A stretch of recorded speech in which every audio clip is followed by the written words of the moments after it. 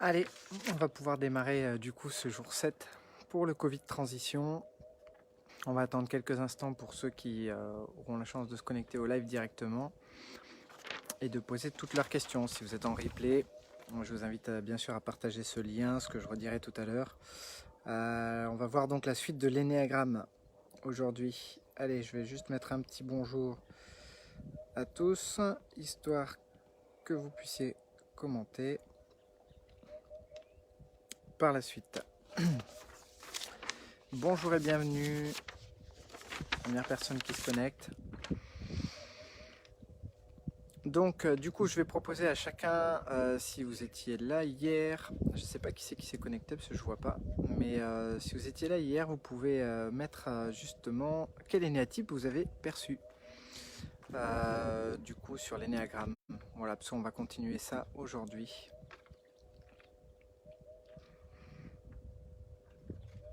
On va attendre que du coup les connexions se fassent.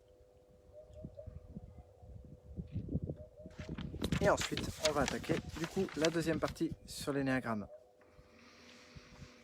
pour ce Covid transition. Donc l'objectif, je vous le rappelle, c'est donc de profiter de ce confinement comme un moment pour justement faire un travail sur soi. Et aujourd'hui, c'est une journée qui est conçue un peu particulière justement pour faire une forme d'introspection sur soi.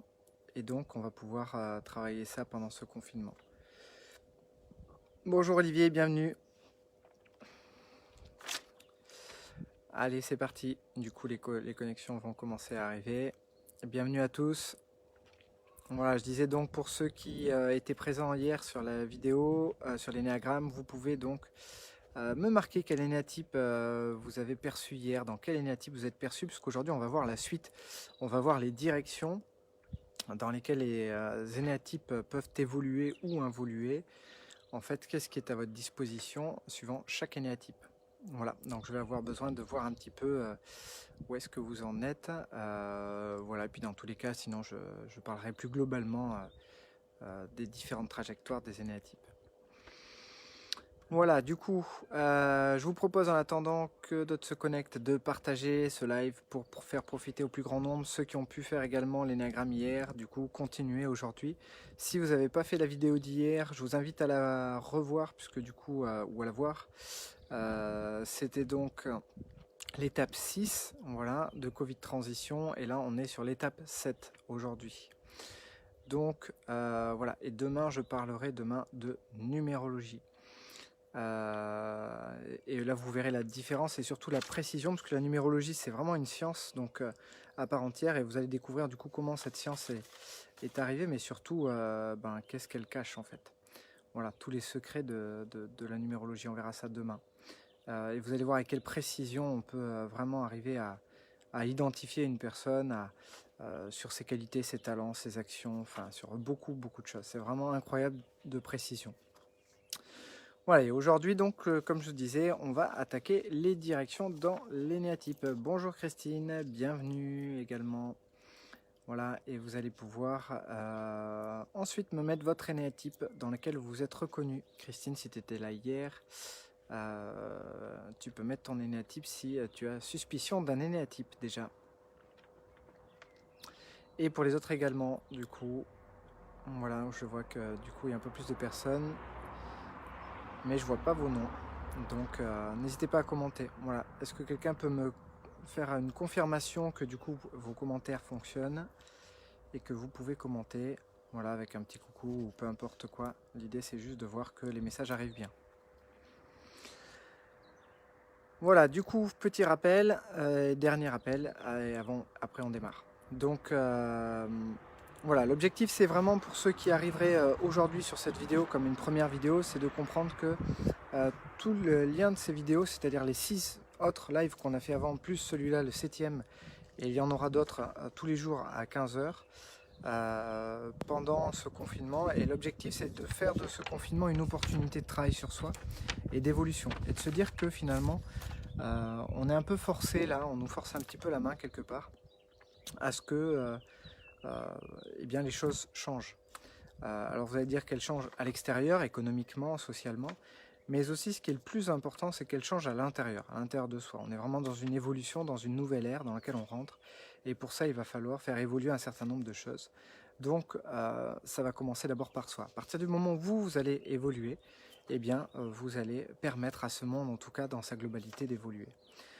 Donc, on a abordé différents sujets. Le premier jour, on a vraiment travaillé sur le fait d'arriver à comprendre quelle était votre vraie nature. Comment on peut savoir ça? Quelle est votre vraie nature et ce pourquoi vous êtes fait? Quels sont les types de questions qui vous permettent d'aller plus en profondeur, de vous remettre en question, d'aller chercher des réponses et qui vont faire que vous allez prendre derrière, vous allez pouvoir prendre des décisions importantes pour vous et dans un sens positif. Voilà. Ensuite, on a vu en vidéo 2 quels étaient les freins à ces changements, qu'est-ce qui vous bloquait finalement dans ces différents changements. Puis après, on a vu donc frein et motivation, hein, c'est-à-dire comment créer de la motivation, comment se motiver au quotidien. On a vu ça dans la deuxième vidéo. Troisième vidéo, tac, je l'ai plus en tête, mais vous retrouverez, on avait mis la thématique, voilà, je pense qu'on a été sur la notion du sens. Et voilà, il y a plein de choses qu'on a évoquées durant tous ces lives, donc je vous invite à les voir ou les revoir. Pour aller plus en profondeur, pour aller chercher plus de questions, y répondre et réaliser votre propre évolution. Donc, on attaque maintenant sur bienvenue Cédric, bienvenue Christine. Christine, c'était ok, j'avais déjà dit bonjour. On attaque maintenant sur les évolutions de l'énéagramme. Donc du coup, hier je vous ai présenté sur la vidéo 6, du coup, les 9 énéatypes de l'énéagramme, avec 3 centres, centre instinctif, centre émotionnel et centre mental. Alors d'abord, ce qu'il va falloir regarder maintenant, c'est que il y a des traits dans ce cercle. Vous avez pu voir que, par exemple, le 9 est relié avec le 3, mais aussi avec le 6. Ça fait un triangle. Bonjour Valérie, bonjour Marion, bonjour Christelle. Bienvenue à toutes et à tous. Voilà, et donc il y a ce triangle là au niveau des 3. Et à partir du moment où vous voyez ce triangle, eh bien, du coup, ça veut dire qu'il y a des évolutions possibles. Par exemple, le 9 pourrait très bien aller chercher une énergie 6 de temps en temps et une énergie 3 de temps en temps. Un 3 pourrait très bien aller chercher une énergie 9 de temps en temps ou une énergie 6 de temps en temps. Pareil, un 6 pour aller chercher une énergie 9 ou 3. D'accord? Là, c'est assez simple, ça fait juste un triangle. Voilà, pour ceux qui n'avaient pas vu le schéma, mais vous le retrouvez sur Internet, vous voyez le triangle. Ok, 3, 6, 9. D'accord? Alors, Morissette, effectivement, elle m'envoie un message à part. Je ne vois pas vos messages. Du coup, ça rebug encore. Alors, essayez de m'envoyer des petits messages comme ça. Je vais essayer de corriger ce bug, mais là, je vois rien du tout. Hop, je vous remarque un petit coucou. Comme ça, on voit si jamais vous pouvez répondre. Et bonjour Louisa, bienvenue. Voilà. Mais j'ai pas d'option finalement de... Je vois pas... Hop, qui regarde et je vois pas les messages. Je comprends pas pourquoi ça fonctionne pas. C'est quand même bizarre cette affaire, ça marche pas tout le temps.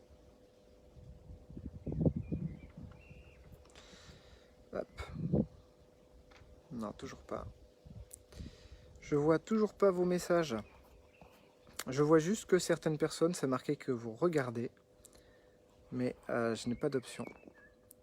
Hop, je fais un petit écran comme ça, imprime écran comme ça, on verra. Du coup, on va essayer vraiment de résoudre ce problème parce que c'est vraiment handicapant et embêtant.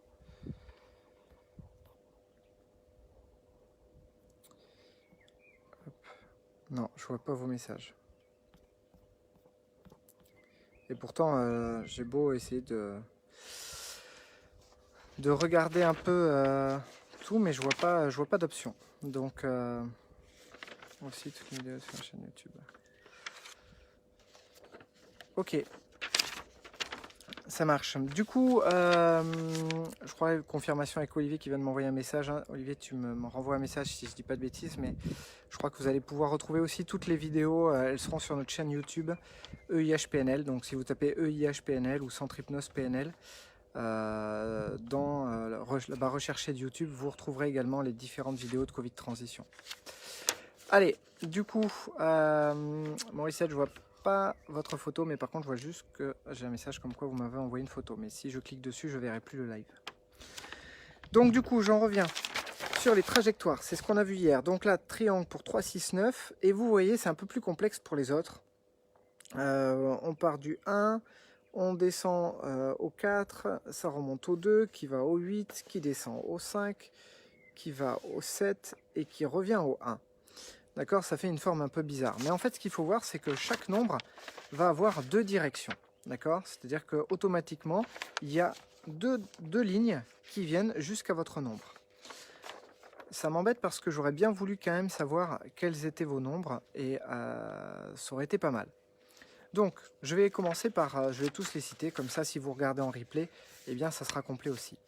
Si vous êtes dans une trajectoire 1, si vous êtes reconnu hier comme un énéatype 1, c'est-à-dire un perfectionniste, en tout cas, quand vous avez 20 ans, je vous rappelle que l'énéagramme, il y a une part d'inné et une part d'acquis, d'accord? Donc, une part d'inné, c'est-à-dire que vous naissez avec votre énéatype, mais en fait, l'acquis, c'est pas parce que il va se passer quelque chose que vous allez devenir un énéatype, mais c'est plutôt parce qu'il va se passer quelque chose que vous allez l'interpréter d'une certaine façon, ce qui va vous permettre de révéler votre énéatype. Donc c'est vraiment, je vois plus ça comme une révélation, l'acquis, plus que comme je décide à ce moment-là d'être cet énéatype. C'est plus une part de vous qui va se révéler. Parce que dans une même expérience, vous pouvez l'interpréter de 1000 façons différentes. Donc du coup, c'est vraiment qu'il y a une partie de vous déjà qui est conditionnée à l'intérieur de vous pour aller dans une direction. Et donc pour observer les expériences d'une certaine façon. Donc l'énéatype 1, si vous aviez été perfectionniste avant, peut-être un peu maniaque à la maison, besoin que la maison soit bien rangée, vos affaires soient propres, vos affaires pareillées, vous pouvez être minutieux. Il y a quelque chose que je n'ai pas dit hier sur l'énéatype 1, c'est qu'il a besoin d'être bien compris. Et pour ça, quand vous avez un énéatype 1 dans le travail qui écrit un mail, il va écrire un mail qui va être long comme ça. Et il y aura marqué petit 1, petit 2, petit 3. Il va tout détailler. Il va prendre le temps qu'il faut pour ça, mais il va détailler absolument point par point pour être sûr d'être bien compris. Ce qui va un peu l'énerver, c'est que si lui, il a passé 1 heure à concevoir un mail et que de l'autre côté, on lui répond « OK », ça va le rendre fou. Mais ce qui est très important pour lui, c'est vraiment que les choses soient bien faites et d'être bien compris. Donc l'énéatype 1, si vous êtes reconnu là-dedans, eh bien aujourd'hui, avec l'âge, la maturité, et si vous êtes sorti un petit peu de votre compulsion égotique, la compulsion, je rappelle, ça va être vraiment le fait d'aller vers un besoin de perfectionnisme, vers le fait de vouloir bien faire systématiquement, avec un niveau d'exigence élevé. À partir du moment où vous avez commencé à voir que c'est ok, vous n'avez plus besoin que ce soit absolument tout le temps parfait. Vous reconnaissez que ce niveau d'exigence n'est pas valable pour tout le monde, n'est pas nécessaire pour tout le monde et qu'on peut faire autrement que parfait. À partir de ce moment-là, il y a deux directions possibles. La principale va être la quête de diversité, c'est-à-dire le fait de vouloir vivre des moments, comment dire, plus intense, plus authentique, mais aussi avec de la diversité, de pouvoir profiter en fait, de profiter de la vie. On va rentrer vraiment dans un mode épicurien. Bonjour Louisa, bonjour Karine, bonjour Véronique, bienvenue. Voilà, on va rentrer vraiment dans ce mode-là qui est entre le 7 et le 4, d'accord. Le 4 va être plutôt en quête d'intensité, vivre des moments intenses et authentiques, plus dans l'émotion, et le 7 va être plutôt je vais être plutôt dans l'optimisme, je veux vivre des choses sympas, fun, je veux que ce soit fun, je veux que ce soit cool, et je veux vraiment profiter de la vie aussi, et je vais alimenter aussi ma curiosité, m'intéresser aussi à plein de trucs, je veux prendre du temps pour apprendre plein de choses. Donc voilà, donc l'énéatype 1 va avoir ces deux directions-là, et en fonction de ce que vous allez vivre dans votre vie, eh bien vous allez avoir une tendance à aller chercher soit du 4, soit du 7. Vous pouvez aller chercher les deux, voilà, ou un en particulier à certains moments, et à d'autres moments, aller chercher là. En fait, c'est deux mécanismes qui sont à votre disposition. Ce qu'il faut bien comprendre, c'est que votre base reste votre base. Vous serez toujours un énéatype 1 de base. Mais par contre, vous aurez toujours la possibilité d'aller chercher des tendances du 7 ou du 4. Il y a autre chose que je ne vous ai pas décrit, c'est que vous avez aussi ce qu'on appelle les ailes. Et les ailes, comme vous regardez un oiseau, les ailes, c'est ce qu'il y a sur les côtés, ou comme un avion. Et bien là, dans l'énéagramme, c'est la même chose. Si on est un énéatype 1, si on déploie les ailes, on va toucher l'énéatype qui est sur les côtés. Donc le 9 et le 2. Ça veut dire que potentiellement, un énéatype 1 pourra aussi avoir une tendance à l'altruisme, avec l'énéatype 2, faire plaisir à l'autre. Et du coup, à l'énéatype 9, la quête de tranquillité, de médiateur, besoin d'amour, de bonheur. Du coup, donc c'est des tendances qu'il y aura, mais il n'y aura pas les évitements. C'est ça qu'il faut bien regarder, c'est que quand on va chercher soit une nouvelle trajectoire, soit des ailes, eh bien, on ne va pas chercher les évitements. Si vous allez vers du 4 ou vers du 7, vous n'aurez pas peur de l'enfermement ou vous n'aurez pas peur de la banalité. Vous serez juste dans la quête d'aller chercher plus d'intensité, d'authenticité. Ok, donc ça veut dire que pour un énéatype 1, il peut potentiellement avoir, du coup, une aile en 9, une aile en 2, une évolution en 4, une évolution en 7. Ça nous fait donc 5 énéatypes à sa portée qu'il va pouvoir utiliser. Mais principalement, celui qui est central, c'est l'énéatype 1. Ça veut dire que sa base restera toujours présente, ça sera toujours sa base, et donc il y aura toujours une forme de perfectionnisme, de besoin de bien faire les choses. Même si elle sera moins présente avec le temps, mais elle sera toujours présente quelque part. Ensuite, énéatype 2, donc là, pareil, l'énéatype 2 va avoir 2 trajectoires. Il va avoir une trajectoire vers le 4, lui aussi, et vers le 8. Ça veut dire que l'énéatype 2, je rappelle pour ceux qui étaient là hier ou pas là, du coup c'est l'altruiste, la quête d'approbation, l'évitement de ses propres besoins, je vais rendre service à l'autre, je veux faire plaisir à l'autre, et moi c'est pas grave, on verra après. Ce qui compte c'est que toi tu sois bien. Voilà, ça c'est vraiment l'état d'esprit de l'énéatype 2, et je vais aider les autres, je plaide pour une cause, il faut être altruiste, il ne faut pas être égocentrique, il ne faut pas penser qu'à soi dans la vie. Voilà, donc c'est un peu l'état d'esprit de l'énéatype 2. Et puis, je vous ai dit, souvent on les voit en séance entre 30 et 40 ans, parfois même après 50, parce qu'ils n'ont pas fait ce travail sur eux d'apprendre à faire pour eux. Et tant qu'ils n'ont pas fait ce travail d'apprendre à faire pour eux, eh bien, ils se retrouvent là à aider des gens, et puis ils donnent, et puis finalement, ils n'ont pas cette reconnaissance qu'ils attendent finalement des autres. Donc, à partir du moment où ils n'ont pas cette reconnaissance, c'est compliqué pour eux de vraiment être épanouis. Et ils voient qu'ils ont toujours les mêmes personnes qui demandent. Et systématiquement, il n'y a pas le bien-être lié à la reconnaissance. Donc, à partir du moment où ils ont compris ça et qu'ils entament un travail pour apprendre à s'aimer, pour se reconnaître, pour se valoriser, pour se respecter, eh bien, ils commencent à concevoir le fait de prendre soin de soi, d'apprendre à s'aimer, de faire des choses pour soi déjà. Et donc, aller dans une direction 4, c'est aller maintenant, les émotions qui étaient chez les autres, je vais chercher à les vivre maintenant à l'intérieur de moi. C'est moi qui vais vivre les émotions. Donc, cet énéatype 2 va de plus en plus au cours de sa vie se mettre à se faire plaisir, à faire des choses pour lui, à se réaliser finalement, émotionnellement, davantage. Et les moments où ça ne va pas aller, il va aller chercher une énergie plus vers du 8. C'est un mécanisme de protection, par exemple, mais si l'énéatype 2 va être blessé, si il se retrouve dans une situation dans laquelle il est vraiment pas confortable, ou il va rentrer dans une forme de peut-être de colère, de paranoïa, de manipulation d'autrui, de victimisation. Voilà, il va aller chercher cette phase-là finalement de l'énéatype 8 qui est la partie finalement négative de l'énéatype 8, mais il y a la partie positive et toujours la partie négative pour chaque composant, pour chaque énéatype. Voilà, et le 2, on retrouvera un petit peu ça, bien sûr, ça sera toujours plus arrondi que du coup l'énéatype 8. L'énéatype 8 va être plus frontal, l'énéatype 2 le sera moins, mais pour avoir ces tendances-là. Les ailes de l'énéatype 2, du coup, il peut avoir un côté 3, hein, c'est-à-dire, ok, je suis altruiste, mais quand même, j'ai envie de réussir, j'ai envie quand même d'être reconnu, d'avoir une forme de succès, etc. Et 1, en elle, c'est-à-dire une forme de perfectionnisme. Je veux quand même essayer de bien faire les choses. Voilà, il faut bien faire, il faut aller au bout des choses, c'est quand même important. Mais on ne sera pas dans l'évitement de l'erreur ni de l'échec. D'accord ? C'est pas vraiment la compulsion égotique de l'énéatype 2. Donc, il va rester dans sa base. Ensuite, on va aller sur du 3. Alors, l'énéatype 3, lui, il a 2 trajectoires. Je vous l'ai dit tout à l'heure, il a 6 et 9. D'accord? Donc 6 et 9, je rappelle, l'énéa type 3, c'est la quête de succès.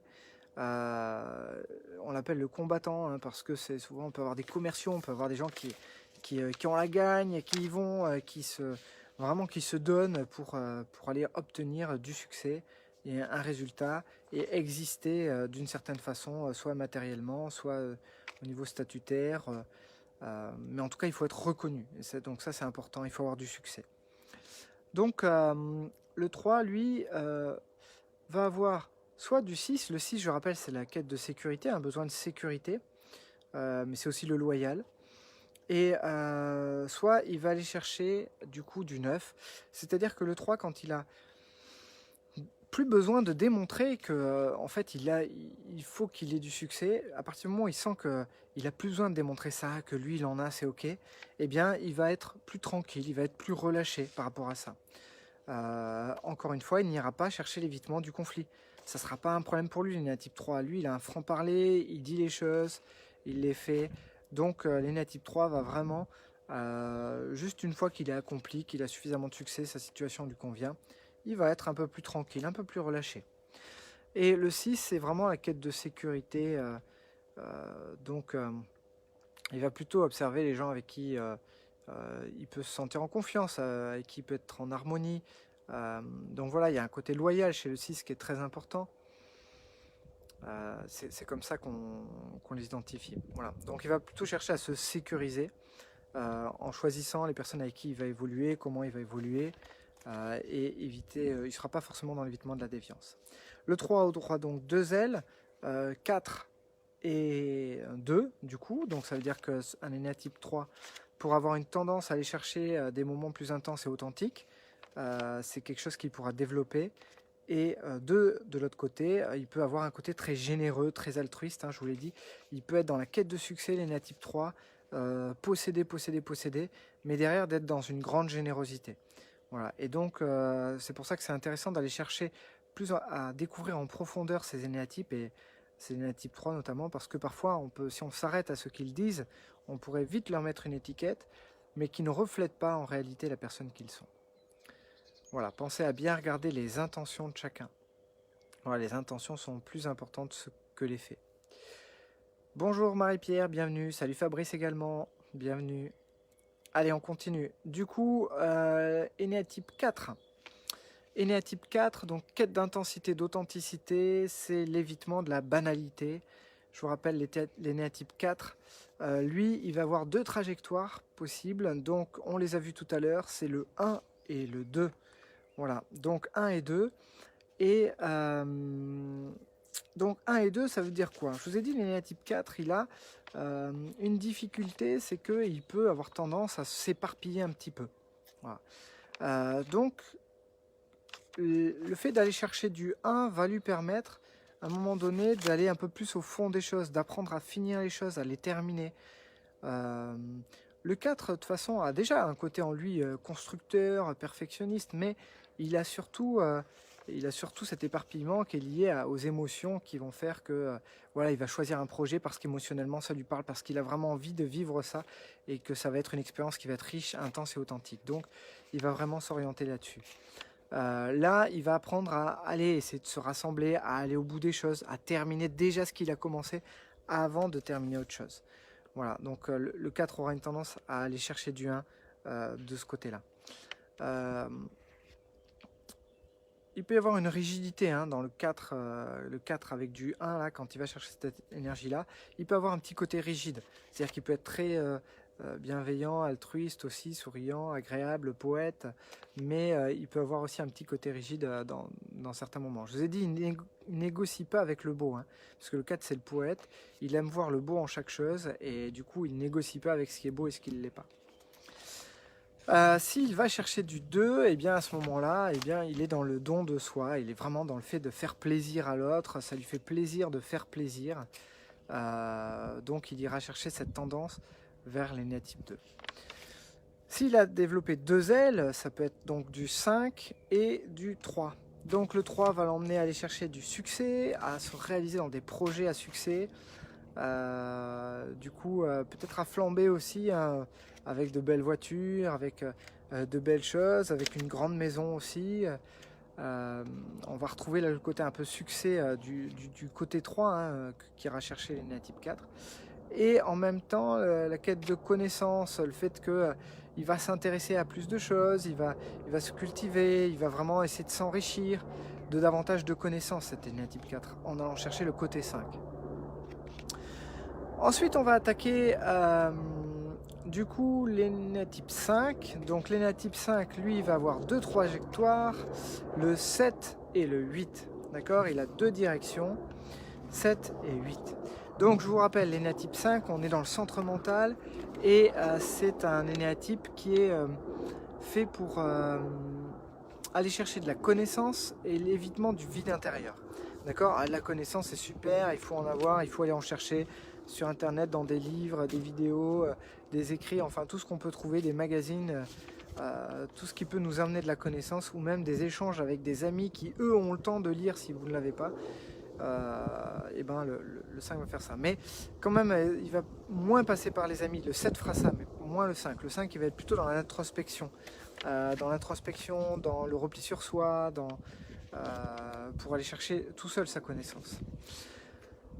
Donc ces deux trajectoires, 7, quand il va aller vers du 7, ça va l'emmener vers un petit côté un peu plus fun, un peu plus optimiste, où il va être vraiment un peu plus dans la diversité des choses, il va être plus tourné vers l'extérieur. C'est-à-dire qu'on n'aura pas un 5 qui sera totalement renfermé sur soi, mais au contraire un 5 qui va plutôt s'expanser, qui va s'ouvrir, qui va aller vers les autres, plus optimiste, plus ouvert, plus libre. C'est vraiment une évolution pour le 5, hein, d'aller chercher ça. Et puis, il peut aussi aller chercher du 8. Du 8, il aura un côté plus rigide, un peu plus tranchant, qui va l'emmener à du coup chercher à s'imposer. Donc, puisque le 8 c'est la force, donc le 5 quand il aura besoin de force, c'est qu'il aura besoin de passer en force quelque part. Donc il a cette possibilité d'aller chercher du 8 à ce moment-là. Il a donc deux ailes aussi. Hein. Le 5 aura donc une aile en 6 et une aile en 4. D'accord? Donc il peut là aussi aller chercher ce côté en 4 où je vais vivre des moments plus intenses et authentiques. D'accord? Où on va essayer de vivre un peu plus les émotions, on va s'intéresser aussi à l'autre, on va être dans une forme de partage. Et en même temps, du 6, c'est-à-dire qu'on peut être sélectif avec les amis, on va pouvoir du coup s'orienter davantage vers un besoin aussi de se sécuriser d'un côté, mais aussi un côté loyal envers les amis. Donc on va avoir ce côté-là que pourrait développer un Ennéa type 5. Ensuite, on va aller sur du 6. Le 6 va donc avoir deux trajectoires, le 3 et le 9. Donc le 6 peut lui aussi avoir une forme de perfectionnisme. Il peut avoir une forme de... Je vous ai dit, hein, le 6, c'est la quête de sécurité, l'évitement de la déviance. C'est le loyal, hein, et la loyauté est quelque chose qui est très important pour lui. Il ne supporte pas la trahison. Vous trahissez un 6 une fois, pas deux. Déjà, il a disparu de votre environnement, il a coupé les ponts, il a bloqué votre téléphone ou il ne répondra plus. Il aura disparu de la nature. Il peut aller chercher du 3, hein, le 6. Il peut aller chercher du succès. Hein, s'il veut se réaliser là, il peut avoir un côté succès à mort, travailler à mort avec du perfectionnisme, un niveau d'exigence très élevé. Il va faire à fond. Voilà, et ça sera un gagnant. Et il y aura ce besoin-là que vous ne verrez moins. C'est-à-dire qu'il ne va pas forcément chercher à exister avec le matériel que pour avoir le 3, mais par contre, non, il faut qu'il réussisse, quoi. Ça, c'est important. Il peut très bien être 6 avec une volonté de réussir, une détermination. Et il peut aller chercher du 9, et c'est là où, quand ils vont chercher du 9, on les voit un peu moins, les 6, parce qu'ils ont ce côté à être un peu presque timides dans le groupe, où on les voit peu, ils sont replis sur soi, ils sont là, parfois ils tirent un peu la tête, hein, on les voit, ils sont là, mais ils parlent pas, ils sont pas très souriants non plus. Voilà, ils sont en mode plus tranquille finalement. Alors comme on les voit un peu plus tranquilles, une énergie calme, très calme, un peu endormie, on pourrait se dire tiens, ça pourrait être un Ennéa type 9. Mais encore une fois, il faut se méfier de l'eau qui dort. Parce que L'aléna type 6, si on va creuser un peu, attention, il va tester. Il prêche le faux pour savoir le vrai. Il va tester un peu l'autre pour savoir si l'autre est fiable, si du coup il va pas nous trahir, si du coup c'est quelqu'un en qui on peut faire confiance, avec qui on peut se sentir en sécurité, avec qui on peut se confier. Donc le 6 va être vraiment là-dedans. Les ailes que peut avoir le 6, donc il peut avoir une aile en... Ouais, c'est bon, je donnais 2 trajectoires. Donc il peut avoir une aile donc en 5 et une aile en 7. Ouais, c'est ça. Donc du coup, le 6, quand il a une aile en 5, et bien pareil, il va aller chercher de la connaissance. Ok, vous commencez à comprendre le mécanisme. Il va aller chercher plus de connaissances, ce qui va lui permettre aussi d'exister davantage, de pouvoir se sécuriser aussi à travers un peu de connaissances. Et en même temps, il va aller chercher de la diversité, un petit côté fun aussi, du coup, chez les natifs 7. Donc on va pouvoir retrouver ces tendances-là, se dire, allez, on va essayer d'être un peu plus fun, plus optimiste, ça va être sympa. Donc le 6 va avoir ces tendances-là. Ensuite, on va aller sur les natifs 7, qui va avoir donc 2 trajectoires, du 1 et du 5. Alors les natifs 7, lui, donc je vous ai dit, c'est le quête de diversité, l'évitement de l'enfermement. Lui, il est dans le côté optimiste des choses. Il voit le bon en chaque personne, le côté positif des gens, des situations. Souvent des gens qui ont quand même une certaine dynamique, qui ont quand même une certaine énergie, qu'on voit bien. Et quand ça va pas pour eux, ils vont aller chercher du 5. Donc en fait, c'est très rare que vous verrez un ENA type 7 qui va pas. Le jour où vous voyez un ENA type 7 qui va pas bien, il faut s'inquiéter à ce moment-là. En général, le 7, il dit rien. Il répond plus trop aux messages ou au téléphone et il va se replier chez soi. Voilà. Et là, il rentre dans une forme d'introspection. Voilà, il est là. En fait, il veut pas partager sa mauvaise humeur du moment, le fait qu'il soit pas bien. Il veut pas véhiculer cette énergie-là. C'est pas lui et c'est pas ce qu'il a envie de partager. Donc, il se replie, il dit rien, il répond pas, il s'isole un peu.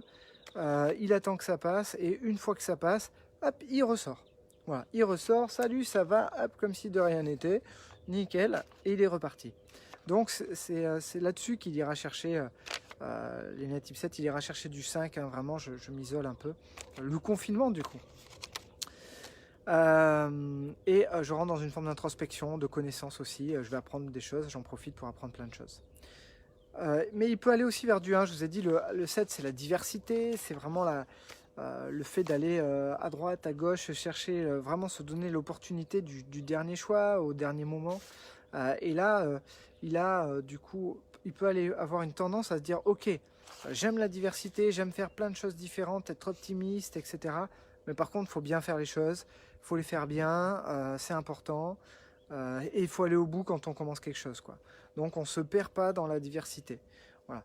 Et là, du coup, il va mettre quelque part tout son mental qui cogite beaucoup à bloc dans une direction pour faire avancer un projet, une idée, un loisir, un sport, une situation, etc. Donc là, on a vraiment un aîné type 7 qui a orienté vraiment toute son énergie dans une direction et qui essaye le plus possible de se maintenir dans cette direction-là. Qui veut faire preuve de plus de rigueur et finalement de perfectionnisme dans ce qu'il fait.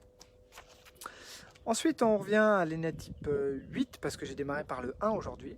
L'ENA type 8, donc j'ai pas dit le 7. Le 7, il peut avoir 2 ailes, hein, du coup, une aile en 8 et une aile en 6. Quand il est dans le 6, on pourrait dire que voilà, il va chercher à se sécuriser, l'ENA type 7. Mais en fait, il se sécurise aussi à travers l'humour. L'ENA type 7, c'est quelqu'un qui peut avoir beaucoup d'humour. Quand il a une aile en 6, on va dire que c'est l'amuseur. On dit qu'il aime le fun. Voilà, le fun pour lui, c'est quelque chose qui est très important. Il aime que ce soit fun et encore plus quand du coup il a une aile en 6.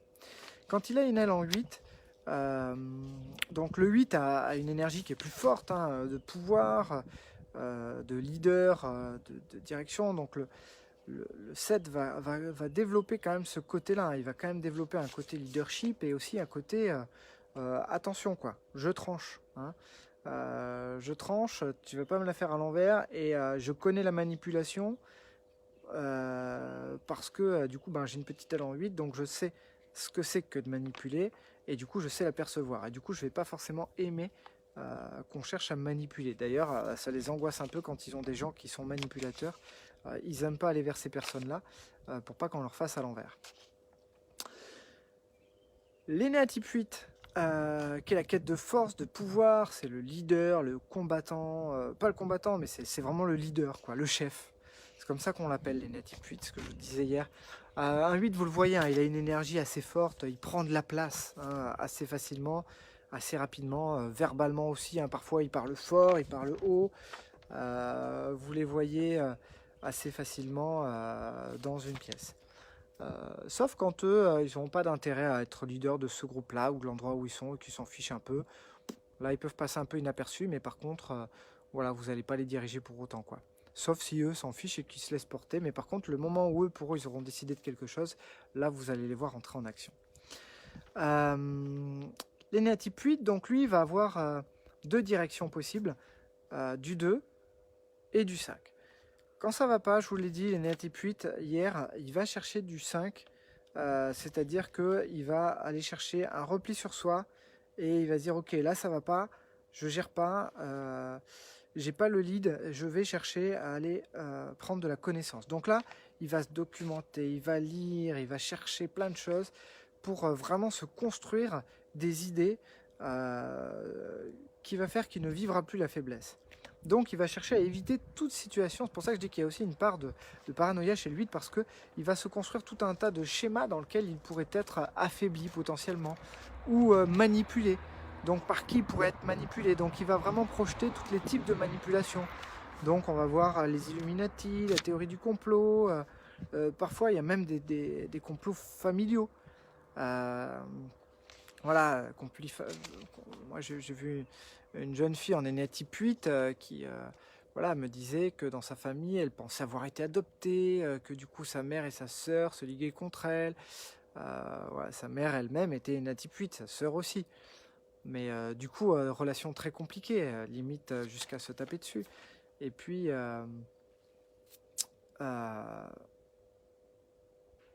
finalement, en fait, on se rend compte avec plus d'objectivité que non, elle n'a pas été adoptée.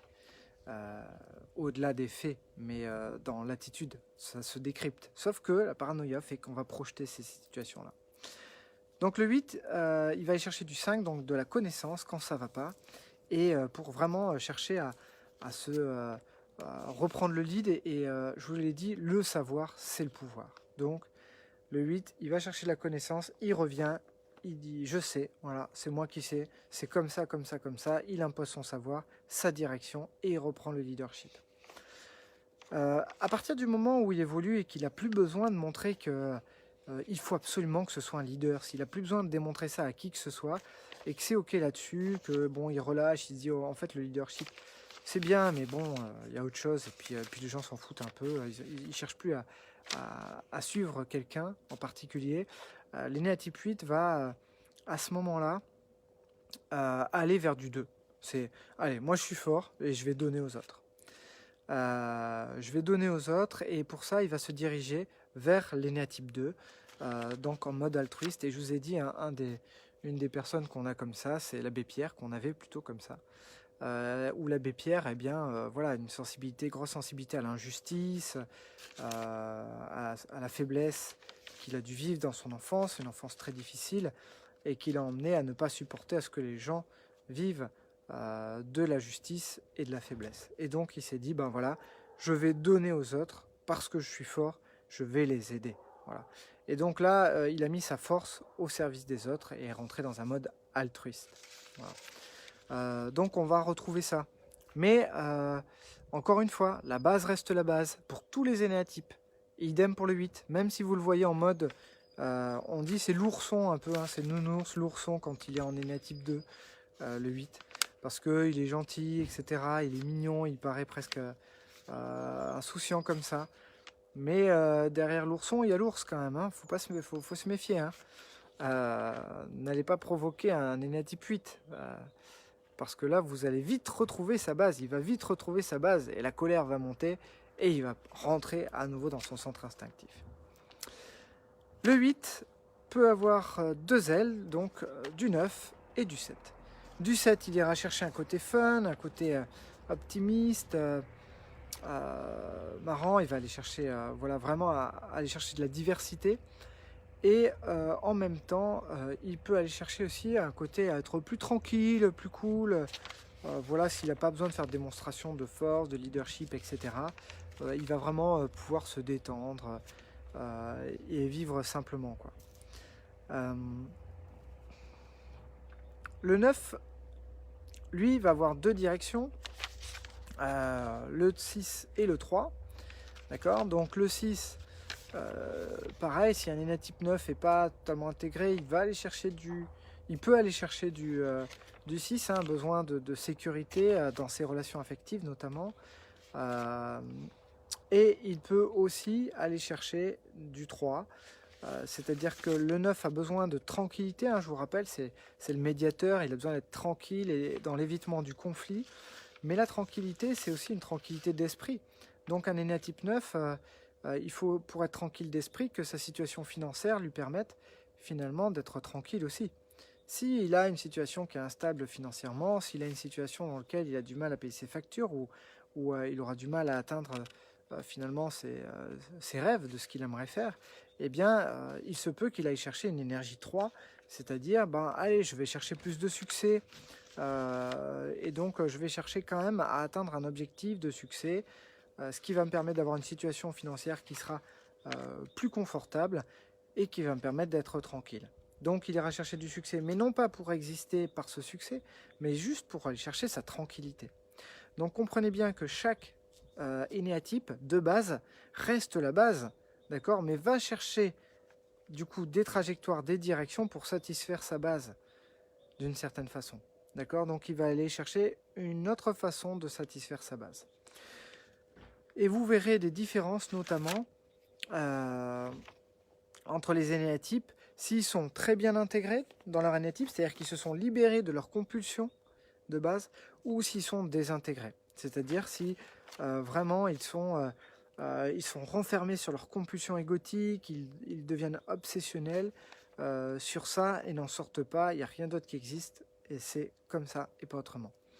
Soit ils ferment les œillères, soit au contraire ils s'ouvrent. À partir du moment où ils s'ouvrent, eh ben, c'est plus difficile de retrouver quel énéatype ils sont, parce que du coup ils deviennent plus universels finalement. D'accord. Ils accèdent à plus de choses.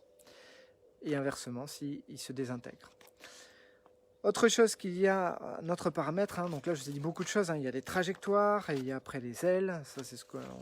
Voilà, tout ça en survol. Après vous pouvez bien sûr prendre le temps de vous former à l'énéagramme, c'est un super outil, où vous prenez le temps de revoir ces vidéos et vraiment de vous imprégner de chaque énéatype, d'essayer d'identifier des personnes autour de vous qui pourraient potentiellement être là-dedans, et puis vous voyez un petit peu quels sont leurs moteurs, comment ils fonctionnent, qu'est-ce qui est important pour eux.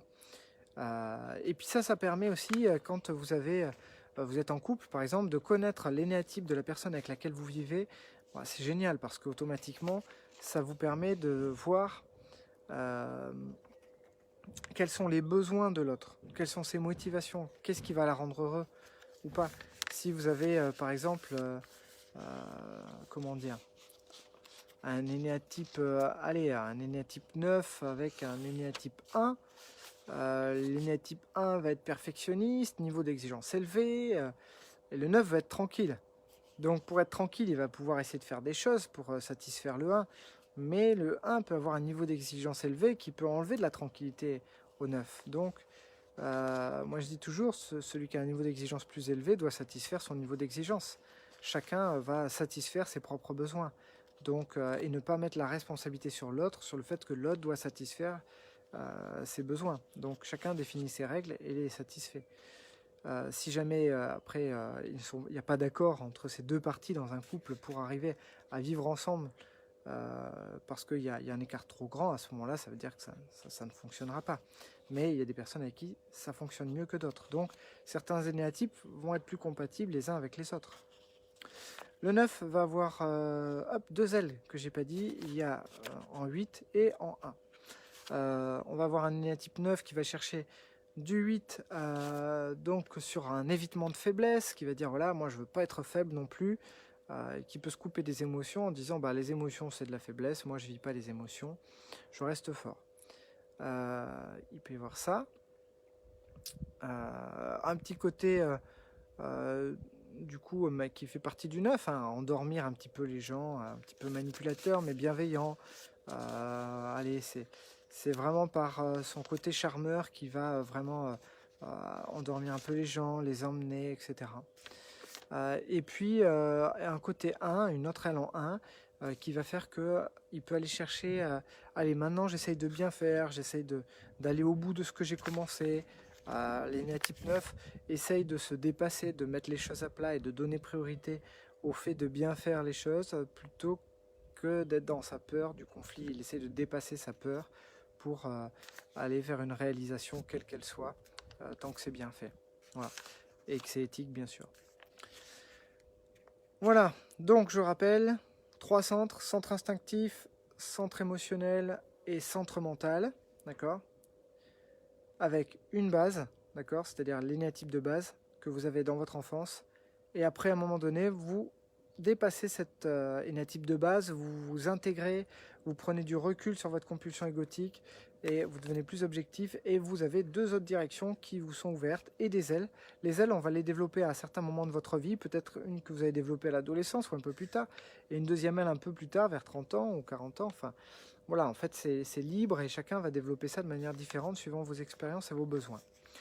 Il y a autre chose, c'est ce qu'on appelle les sous-types. C'est-à-dire que pour chaque énéatype, il y a 3 sous-types. Par exemple, un énéatype 1 va avoir 3 sous-types, le 2, 3 sous-types, etc. C'est à chaque fois les mêmes sous-types, sauf que ça va donner une variante sur la façon de vivre l'énéatype. Donc le sous-type, c'est sous-type social, hein, c'est vraiment celui qui est plus organisateur, qui va vraiment prendre soin un peu des gens, qui va organiser des fêtes, qui va organiser des choses, qui va manager des équipes, prendre soin d'eux, etc. Alors, on va avoir vraiment un côté social. Donc vous verrez un énéatype quel qu'il soit, 1, 2, 3, 4, 5, 6, 7, 8, 9, mais qui a plus un côté social, organisateur.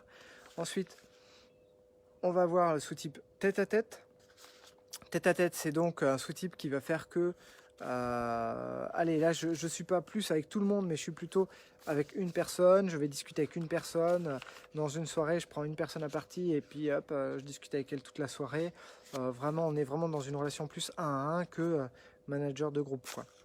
Et ensuite, on va avoir un autre sous-type, le troisième sous-type, qui est le sous-type survie. Donc là, survie, on est plutôt orienté vers la famille, vers les besoins plus instinctifs, plus primaires, et le fait de satisfaire ça, donc dans chacun des énéatypes. Ok, donc comprenez bien que vous allez voir des énéatypes 1 perfectionnistes, mais qui vont être plus sociales, orientés vers les autres, etc. Puis après des énéatypes 1 tête à tête ou survie. D'accord. Pareil pour le 2, 2 social, survie ou tête à tête, 3 social, survie ou tête à tête, et ainsi de suite. Donc voilà, c'est un modèle qui est très complet, très complexe également, mais déjà là, ça vous donne un petit aperçu. Voilà, je regarderai du coup les commentaires que vous avez fait après cette vidéo, parce que j'ai pas réussi à les voir pendant. N'hésitez pas, si vous avez des sujets que vous aimeriez voir abordés dans les prochaines vidéos, mettez-les. Demain, j'aborderai le thème de la numérologie à 15 h, pareil, même rendez-vous. Je vous invite à partager cette vidéo si vous ne l'avez pas encore fait. Partagez-la, laissez un plus grand nombre de personnes profiter de ces contenus qui sont gratuits, que je vous offre là pendant cette période, pour que chacun puisse s'enrichir et évoluer pendant ces confinements. Voilà, c'est en se changeant soi qu'on changera tous ensemble le monde dans lequel on évolue. Voilà, et je vous souhaite une très belle fin de journée, encore une fois avec le beau ciel bleu, le soleil. Et c'était la 7e journée, en tout cas la 7e étape de Covid Transition. Soyez le changement que vous voulez voir dans le monde. Je vous dis à très bientôt, prenez soin de vous, bye bye.